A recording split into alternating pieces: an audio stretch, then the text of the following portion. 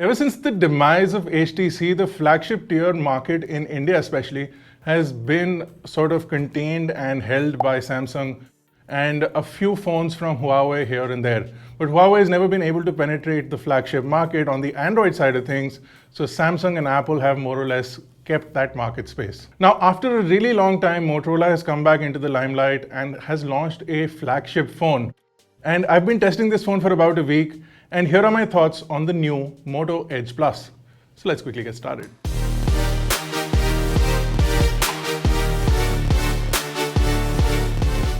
Now, it's not every day that Motorola launches a flagship phone, and it is not every day that Motorola brings it to India. It's been quite a few years since we've seen a flagship phone from the company in India. If you go back a couple of years, Motorola was one of the strongest names in the market. But because of their success on the G series of smartphones, which were usually priced really low and were competing in the 10 to 20,000 rupee price bracket, Motorola got a name for having budget smartphones. Hence, they didn't focus on the premium market that much, and a flagship phone from the company was rarely ever seen. The Moto Edge Plus changes that perception considerably. Not only do I think that it's a premium flagship device, but I feel that it fills in a lot of blanks that a lot of other manufacturers tend to leave out. Now let's get one thing out of the way. The Moto Edge Plus is priced at 74,999. At that price, it is considered to be a premium device. It is considered to be, for some people, an expensive device. You can actually get it for as low as 67,500 if you use the cashback offers that are available for both online as well as offline purchases. At a price of 67,500 with the kind of specifications the phone has, I think that the price is more or less justified for the Moto Edge Plus. And in this video, I will talk about some of the reasons why I really like this phone and some of the reasons that I don't. Now, the highlight of the phone, the Moto Edge Plus, is the display. It's a 6.7-inch display and it has a 21:9 aspect ratio. This also allows the phone to have this thin and really comfortable form factor. Now, you have 90-degree edges on both sides of the phone, and not only do they look good on the device, but they're also considerably useful. One of the biggest uses I found for the Moto Edge Plus's edge display is the fact that you can put trigger buttons on the edge and hence have a gaming phone in your hand. You can customize these trigger buttons for the game that you're using. For example, if you're playing PUBG, you can have trigger buttons assigned to certain buttons on the game and use it as trigger buttons or physical trigger buttons that you would have on a gaming phone. This is one of the coolest uses of the edge display Motorola could have done, and they've executed it flawlessly and it works really well. You also have the ability to pull down the notification panel or pull up your app drawer. These are really cool, and with a flick of a finger, you can easily use the phone one-handed. You can also pull out shortcuts, of which they have added in the edge display, something that we've seen on Samsung devices also in the past. Now, speaking of Samsung devices, Samsung Galaxy S20 Ultra and S20 Plus have a maximum screen-to-body ratio of about 89.9%, whereas the Moto Edge Plus has a 93% screen-to-body ratio, and that's thanks to this 90-degree curve and almost negligible forehead and chin. So you get better screen real estate as far as the device or the display is concerned. Samsung possibly makes the AMOLED display for Motorola, but the display on this looks exceptional. It's got really good contrast, really good brightness, and is visible at all angles. You do see a little bit of darkening if you completely turn it to the side, but overall the display is really nice. And once you're holding the phone, it looks really impressive. Now, another thing that no other flagship has this time around is a 3.5mm headphone jack. The Moto Edge Plus continues to have that, but more importantly, it also has the audio tuned by Waves Audio, and you also have impressive stereo speakers on this, one of the loudest that we've heard in over a while.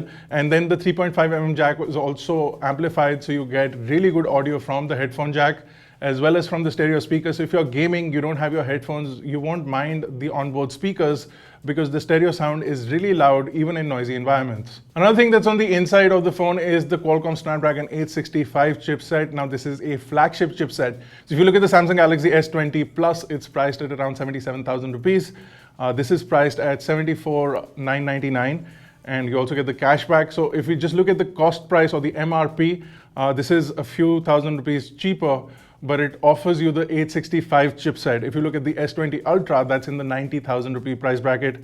So definitely a big price advantage if you look at the Moto Edge Plus. Another thing that this does have is a lot more 5G bands. are available globally. Now, granted, India's 5G network is nowhere near, possibly a few years at best, but the fact that this phone has most of the bands unlocked means that whenever 5G auctions happen in India, whatever band will be allowed for Indian 5G networks, this phone will support it out of the box. So if you buy this phone today for the next couple of years, if that's something that you're looking at, then this will support basically all 5G bands, and globally it already supports all 5G bands, and it has the most unlocked network bands of any phone that is being sold with 5G today. Another thing that Motorola has done is put in lots of RAM, lots of storage. So you get 12 gigabyte of DDR5 RAM as standard, you get 256 gigabyte of UFS 3 storage as standard, and Motorola has also enabled something called Moto Turbo Write, which also gives you speeds of up to 800 Mbps, which means that you can really write those high resolution video files, and you can really transfer media from your device and to your device really quickly because of the Turbo Write Moto technology, and it's available throughout. It's not something specific that they use it for. It is in the device, and whether you're transferring files, saving files, capturing video, any of those things, the storage is running at maximum capacity. Now, one of the biggest highlights for Motorola is the use of stock Android, and it comes with Android 10 out of the box. Most other flagships, if you look at them, they have some or the other skin on there. Motorola gives you completely stock Android, and hence they're now promising 2 upgrades to Android 12 minimum, and then whatever else they do after that. So like I said, a few years, you will continue to get updates. It is unlocked with all bands. So if you decide to buy this phone today, it'll be good for a few years if that's what you're aiming for. With respect to the usability of the phone, the UI is super smooth, super simple. Because of the 90 Hz display, the usage experience is that much better. It's completely stock, so it is definitely getting that advantage of stock Android because the hardware works really well with stock Android. And because there are no skins, there is no bloatware, it works completely flawlessly and smooth, and the overall usage experience is also really good because of it being completely stock. Another thing that Motorola does continue to do is add the one single Moto app that allows you to customize a few things, and you can easily disable them if you don't want them. So you can customize the edge and the way the edge lighting works. And so if you're charging your phone, you get a light around the edge. If you get a notification, you get a light around the edge. This can be used as a notification LED or a notification bar. And then you can also customize how it turns on, when it turns on. So whether you want the light on only when the phone is upside down or whether you want it on all the time, all of these things can be configured from the Moto app. You also continue to get your usual things that Motorola offers, including the double chop to turn on the flashlight if that's something that you would like to use. You can also twist to bring out the camera, and all the Moto actions that you've used in the past are available on this device. Now, cameras are another major thing that I really like about the Moto Edge Plus. Now, it's got a 108 megapixel primary camera, which is an f1.8 sensor. Now, this is comparable to many other 108 megapixel sensors out there. If you're looking at Samsung, only the S20 Ultra has it, and it goes into a much higher price bracket, like I mentioned, like 90,000. And if you go to like the OnePlus 8 Pro, it doesn't offer a 108 megapixel sensor. If you really want to enjoy those high resolution images, the 108 megapixel sensor is on this device. It's tuned really well. Motorola's image processing is really good, and for this you get really good images out of the box. You also have a 16 megapixel ultra wide sensor, which also doubles up as a macro, which means that if you decide to take macro shots, which a lot of people have got into since the availability of macro cameras, the 16 megapixel camera will give you 16 megapixel macro shots versus the 2 megapixel or the 4 megapixel that you see on other devices. So that is a definite advantage. So you're getting 3 camera sensors at the back primarily, and then you also have a time of flight sensor. So a total of 4 camera sensors and a time of flight sensor. You also have a telephoto sensor on there. So it's a good combination of cameras, whether you want high resolution images, standard images, wide images, macro images, or telephoto images. You get all of those in just 3 cameras, and then you also have a depth sensor that'll give you a good amount of depth information to give you that natural looking bokeh. Portrait shots are really good on the main cameras as well as the front camera, and the main camera also captures 6K video. Also get 4K video recording with ultra smooth video stabilization. You also get portrait video shooting capabilities, and it works really well out of the box on this phone. We gave it a quick test and it works really well. The microphone also picks up the audio on video surprisingly well, and the speakers are really loud, so when you play back your video, you'll get to hear a really immersive experience from the video that you've shot. Overall, as far as camera capability is concerned, we want to take it for a full run, but for now, it seems like this phone is really turning out to deliver in terms of camera capabilities. You still continue to get the Motorola app, so you have features like Spot Color or Cinemagraph that has been consistent for Motorola devices, and it works that much better. You also get a full Pro mode, you get a 108 megapixel mode that allows you to capture those 108 megapixel shots. You also get a dedicated macro mode for your macro photography. Another big aspect of this phone is the 5000 milliamp hour battery that comes on this device. It also supports Motorola's turbo charging, and then you can also do reverse wireless charging, and it also supports 15-watt wireless charging as well. Now here is the thing that I sort of dislike. The good thing is that you have a 5000 milliamp hour battery, so for mostly 2 days, you don't really need to charge this device if you're an average to heavy user.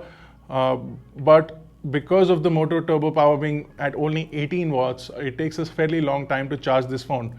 But the fact that you only have to charge it once in 2 days means that you won't constantly need to plug this device in. So the 18-watt charger kind of works. I would have liked to see a slightly faster charger, maybe a 30-watt charger for charging up this phone, but 18 watts for the time being seems okay because the battery is so much bigger.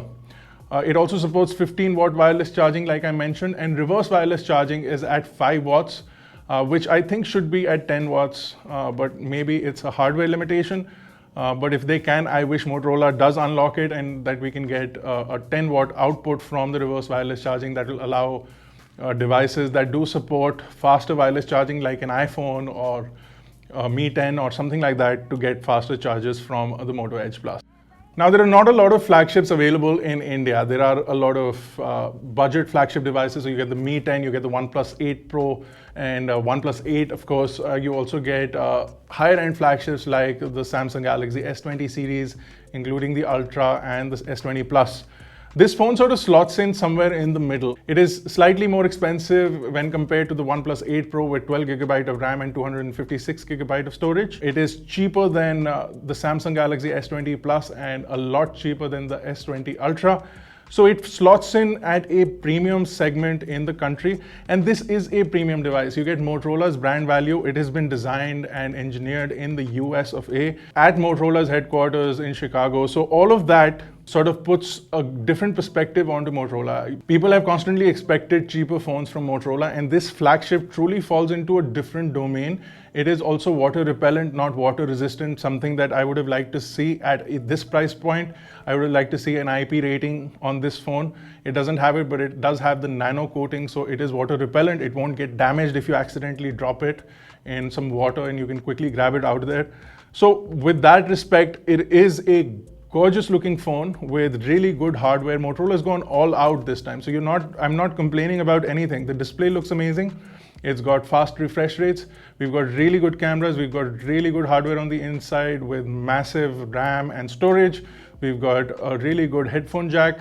We've got really good speakers. We've got a massive battery and somewhat of fast charging to go with it. So with comparison to many of the other phones that are out there in the market, this falls into a really sweet spot where it gives you so much more and is not that much expensive when you compare it to what is available in the market. So the 8cc 8-component carriers, which allows for the maximum number of bands, it's been designed and refined really well. It works really well. It's got the stock Android user interface. Apart from the few things that I dislike about this phone, a true flagship experience from a really good company that hasn't brought a flagship for a while. Now, if you are interested, I'll leave a link to buying this in the description below. We will be doing a full review of the Moto Edge Plus in the coming days.